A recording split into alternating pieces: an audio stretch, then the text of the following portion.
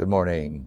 It is day 5 of the American Geophysical Union annual fall meeting here in San Francisco for 2023. Another big day for members of the Critical Zone Collaborative Network's Big Data Cluster and the Dust Squared Cluster.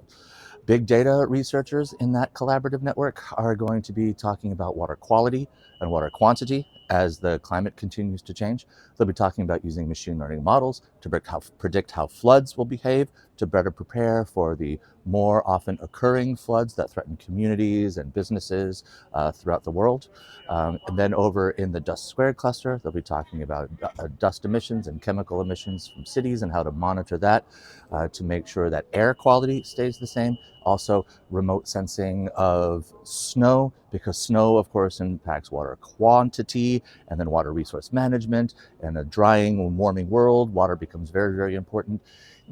All of these things may seem very doom and gloomy for the end of the world as the climate continues to change. But when you talk to any scientist here, they are full of hope and optimism that they're helping us prepare to be more resilient, to mitigate the effects of the climate crisis.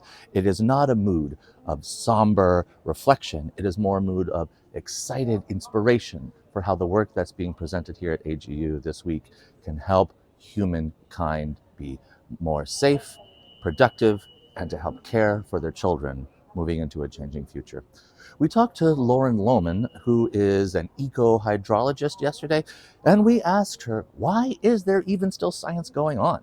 Like, haven't people learned what's happening on the planet over the past 2,000, 3,000 years from the work that she's been doing? She says there's always more to find out. Do we know everything about the Earth system? No.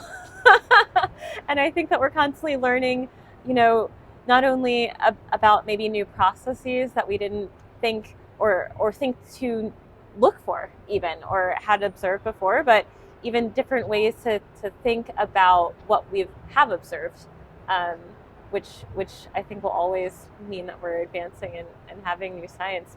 It's a great conversation with Dr. Lohman, who is presenting here. She has advised students that are presenting here, and she's convening panels, bringing a lot of scientists together, really involved in moving forward the field of eco-hydrology and celebrating student accomplishments here at the American Geophysical Union annual fall meeting, which is a really, really big part of what happens during this week. Have a great day out there, and then safe travels as you travel back home this weekend.